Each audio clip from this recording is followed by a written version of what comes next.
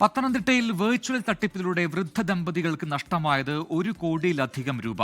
മല്ലപ്പള്ളി സ്വദേശി ഷേർലി ഡേവിഡ്, ഭർത്താവ് David P Mathew എന്നിവരാണ് വെർച്വൽ തട്ടിപ്പിന് ഇരയായത്. സംഭവത്തിൽ കീഴ്വായ്പൂർ പോലീസ് കേസെടുത്ത് അന്വേഷണം ആരംഭിച്ചു.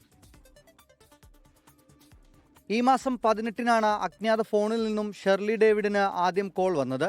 മുംബൈ ക്രൈംബ്രാഞ്ചിൽ നിന്നാണെന്ന് പറഞ്ഞു വിളിച്ചയാൾ കുറ്റകൃത്യത്തിൽ ഉൾപ്പെട്ടിട്ടുണ്ടെന്നും വെർച്വൽ അറസ്റ്റിലാണെന്നും പറഞ്ഞ പല തവണകളിലായി പണം തട്ടിച്ചെടുക്കുകയായിരുന്നു. ഫോൺ വിളിച്ചയാൾ ഒരു ഫോൺ നമ്പർ പറയുകയും ഈ നമ്പർ നിങ്ങളുടെ പേരിലുള്ളതാണെന്നും അതിനെതിരെ ആളുകൾ കേസ് ഫയൽ ചെയ്തിട്ടുണ്ടെന്നും ചെമ്പൂർ പോലീസ് സ്റ്റേഷനിൽ നിന്നും ജാമ്യമെടുക്കണമെന്നും പറഞ്ഞു. അല്ലെങ്കിൽ ലോക്കൽ പോലീസ് സ്റ്റേഷനിലേക്ക് വാറണ്ട് അയച്ച് അറസ്റ്റ് ചെയ്യുമെന്നും ഭീഷണിപ്പെടുത്തി.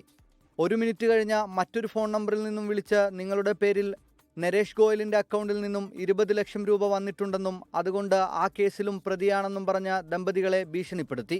1.40 കോടി രൂപയാണ് ദമ്പതികൾക്ക് ആകെ നഷ്ടമായത്. പണം നഷ്ടപ്പെട്ട ദമ്പതികളും കുടുംബവും അബുദാബിയിൽ താമസക്കാരാണ്. കഴിഞ്ഞ 8-ാം തീയതിയാണ് ഇവർ നാട്ടിൽ വന്നത്. സംഭവത്തിൽ കീഴ്വായ്പൂർ പോലീസ് കേസെടുത്ത് അന്വേഷണം ആരംഭിച്ചു. 24 പത്തനംതിട്ട.